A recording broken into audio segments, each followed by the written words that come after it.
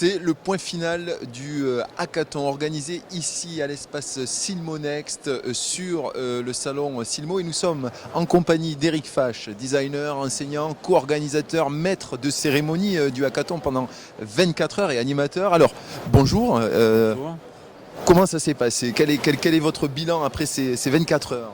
Écoutez, le bilan, c'est qu'on a réussi à produire quand même 5 propositions. Alors ça, c'est la finalité effectivement qui était attendue.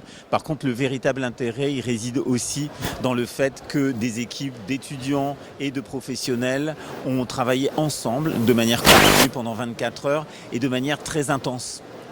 Il n'y a pas de gagnant, il n'y a que des beaux projets qui sont sortis de ce hackathon. Oui, on a décidé assez rapidement de ne pas discerner de prix particulier. On a 5 équipes qui travaillent pendant 24 heures. Je pense qu'elles méritent toutes, de toutes les manières, de figurer au palmarès. Donc, et elles le sont toutes. Pour le coup, c'est un podium à 105 marches, mais 5 égalités.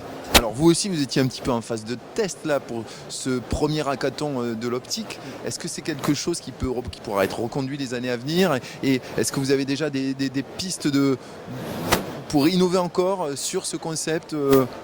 Alors oui, effectivement, moi j'espère qu'effectivement ça puisse être reproduit de toute façon au niveau même de la profession, que la profession puisse s'emparer de ces méthodologies-là pour elle-même réfléchir à son actualité et puis avoir des actions qui engagent aussi sur le futur. Et puis l'autre chose aussi, quant au dispositif, on a effectivement une nuit, 24 heures, c'est long. On peut peut-être aussi modérer un petit peu cette longueur-là.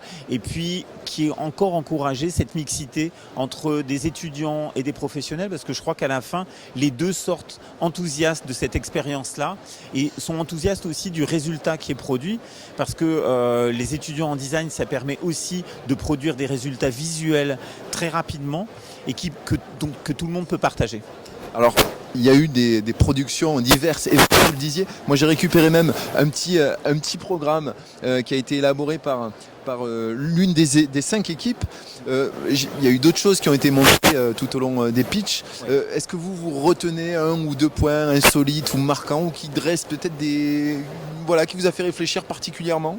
Ah oui, je crois que de toute façon, les étudiants et les professionnels, là, sur un travail conjoint, ont réussi à faire émerger à la fois des inquiétudes, mais aussi des opportunités pour la suite. On voit des choses qui sortent un petit peu du champ ultra technologique qu'on peut connaître aujourd'hui pour prendre des chemins un petit peu diverses et variés. Il faut savoir que pendant 24 heures, on les sollicite en leur donnant des informations impromptues qu'ils ne maîtrisent pas et ça leur permet de rebondir et de constituer un profil qui donne à réfléchir.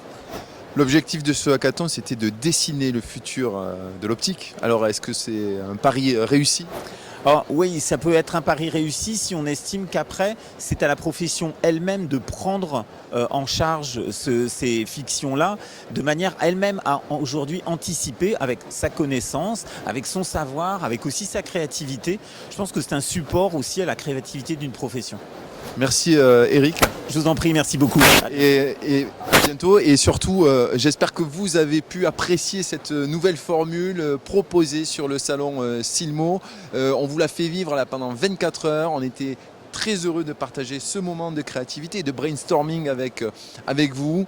Et puis le salon Silmo continue. Alors restez avec nous pour suivre en live tous les événements autour de notre superbe salon qui se tient ici à Paris-Villepinte, le Silmo.